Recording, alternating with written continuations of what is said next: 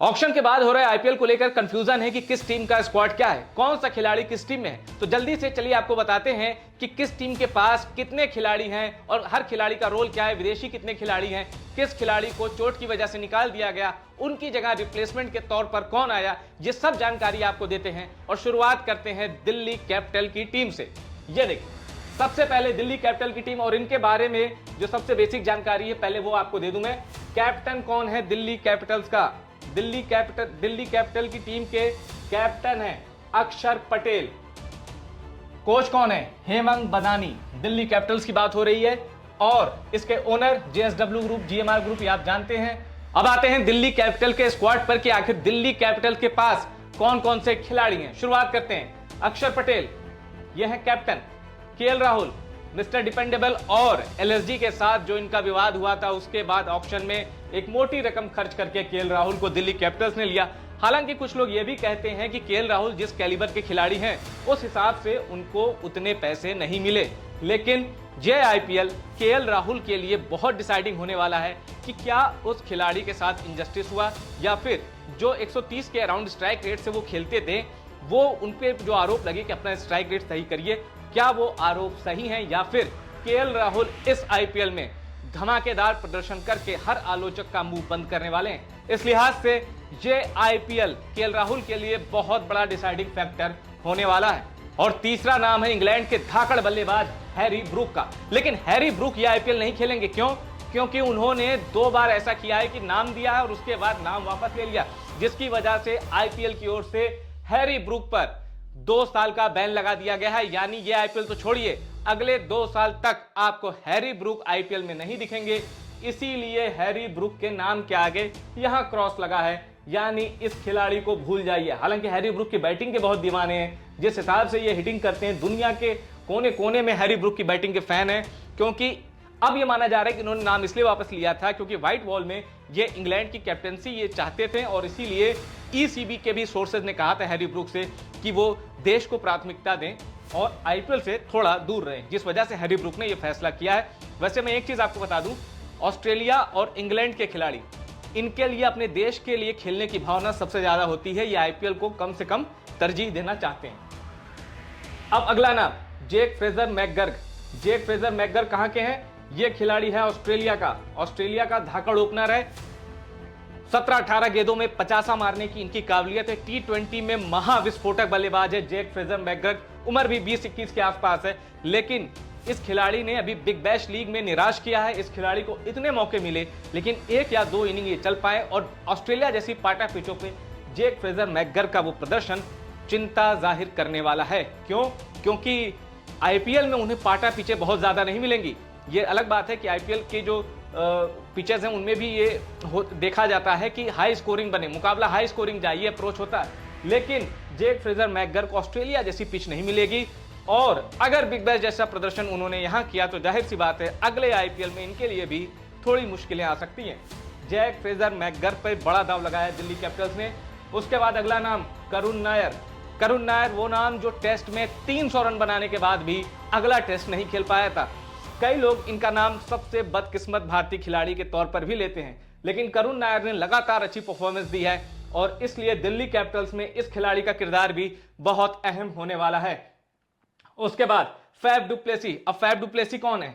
इनको कप्तान का दावेदार माना जा रहा था, लेकिन कप्तान बन गए अक्षर पटेल। हालांकि कप्तान का दावेदार केएल राहुल भी थे, लेकिन कप्तान बने अक्षर पटेल और फैफ डुप्लेसी बने वीसी यानी vice captain. Faf du Plessis RCB की भी कप्तानी कर चुके हैं और साउथ अफ्रीका के धाकड़ ओपनर हैं। और इसके बाद एक खिलाड़ी है डी फरेरा, ये भी साउथ अफ्रीकन खिलाड़ी है। इस खिलाड़ी का ये पहला सीजन होने वाला है दिल्ली कैपिटल्स के लिए और डी फरेरा पर सबकी नजर होगी कि ये कैसे परफॉर्म करते हैं।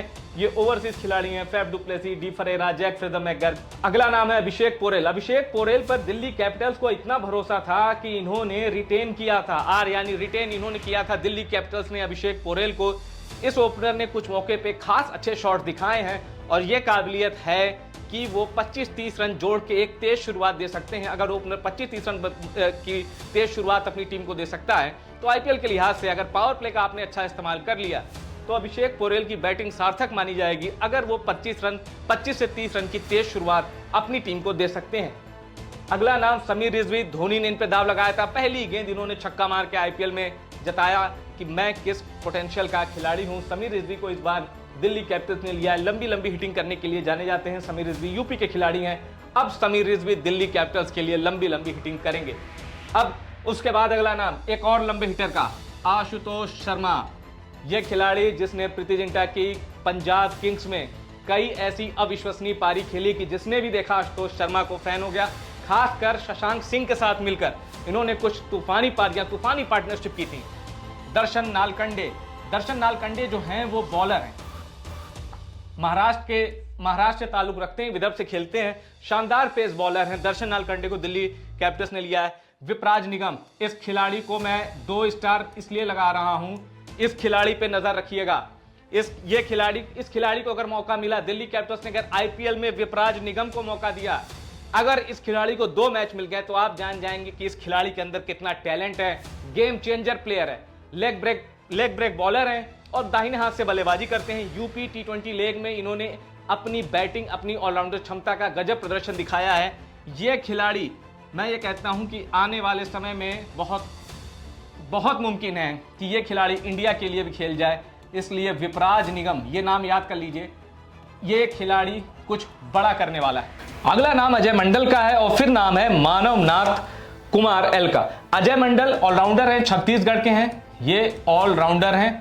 और कर्नाटक से ताल्लुक रखने वाले मानवनाथ कुमार एल भी ऑलराउंडर हैं। यानी इन दोनों खिलाड़ियों के लिए प्लस पॉइंट क्या है कि ये ऑलराउंडर हैं, बैटिंग भी कर सकते हैं, बॉलिंग भी, और मुमकिन है, और दोनों ही खिलाड़ी अनकैप्ड हैं, तो हो सकता है दिल्ली कैपिटल्स इनको भी प्लेइंग 11 में शामिल कर ले। अगला नाम त्रिपुरन विजय का है। ये आंध्रा से ताल्लुक रखते हैं, ऑफ ब्रेक बॉलर हैं। फिर नाम आता है माधव तिवारी का, मध्य प्रदेश का ये खिलाड़ी है, अभी यंग है, 20-21 साल की उम्र है, लेकिन माधव तिवारी में भी कैलिबर है कि ये आगे बहुत अच्छा परफॉर्म कर सकते हैं। मिचेल स्टार्क दुनिया जानती है, करोड़ों की डील हासिल करके दुनिया हिला दी थी। मिचेल स्टार्क ने जो कह रहे थे ना कि केकेआर ने इनको फालतू में इतने पैसे दे दिए, और वो फाइनल की वो गेंद जब इन्होंने सनराइजर हैदराबाद के खिलाड़ियों को, खासकर अभिषेक शर्मा को, वो जो गेंद फेंकी थी, आउट किया था, तो मिचेल स्टार्क के बारे में कहा जाता है कि वो एक गेंद फेंक के ही उन्होंने अपने पूरी कीमत वसूल ली थी। मिचेल स्टार्क ने बता दिया था क्यों वो इतने करोड़ में बिके हैं। मिचेल स्टार्क इस बार दिल्ली कैपिटल्स की ओर से गेंदबाजी करते दिखेंगे, पावर प्ले के 2 ओवर्स और वो डेथ ओवर्स, वो जो आखिर के 2 ओवर होते हैं, 18वां, 20वां या 17वां, 19वां, उसमें मिचेल स्टार्क की बॉलिंग बहुत डिसाइडिंग होने वाली है। अगला नाम टी नटराजन का। टी नटराजन की एक समय तुलना होती थी कि ये भुवनेश्वर कुमार और जसप्रीत बुमराह के बाद व्हाइट बॉल के सबसे अच्छे गेंदबाज माने जाते थे। इनको मौका भी मिला था, ऑस्ट्रेलियन दौरे पे टीम इंडिया ने इन्हें पूरा मौका दिया था, वहां उन्होंने अच्छी परफॉर्मेंस दी थी, लेकिन उसके बाद इन्होंने आईपीएल में उतनी अच्छी परफॉर्मेंस नहीं दी जितने अच्छे ये गेंदबाज माने जाते हैं। इसलिए टी नटराजन को वापसी करनी है तो दिल्ली कैपिटल्स के लिए एक शानदार परफॉर्मेंस देनी होगी, क्योंकि ये खिलाड़ी ऐसा है 6 की 6 गेंद यॉर्कर मार सकता है। तो टी नटराजन के लिए भी ये आईपीएल बहुत महत्वपूर्ण होने वाला है, और अगर ये खिलाड़ी चल गया तो कम से कम 2 से 3 मैचों में ये प्लेयर ऑफ द मैच बनेंगे, लिख के रख लीजिए। अब आते हैं अगले नाम पे, मोहित शर्मा।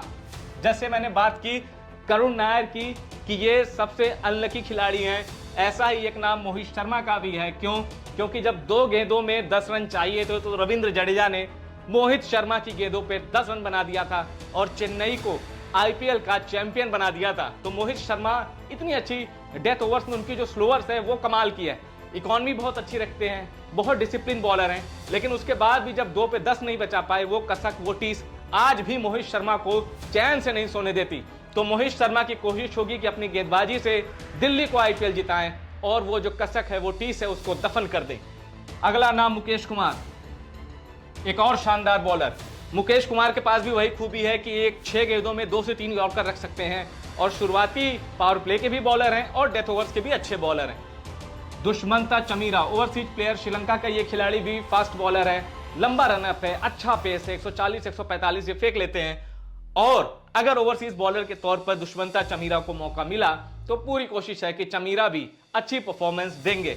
आखिरी नाम कुलदीप यादव।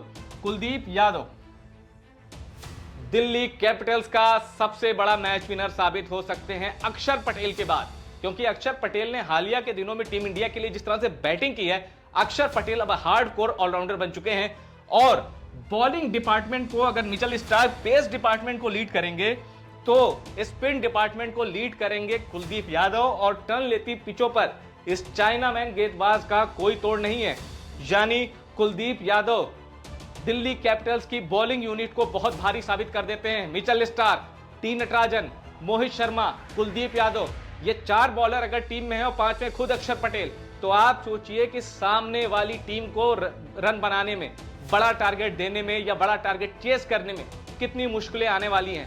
और एक चीज मैं आपको बताऊं, ये टीम आपको जैसी भी दिख रही है, मेरा ये मानना है कि सबसे बैलेंस्ड अगर कोई टीम है दिल्ली कैपिटल्स, क्योंकि वो टीम जो सितारों से सजी होती है वो चैंपियन नहीं बनती।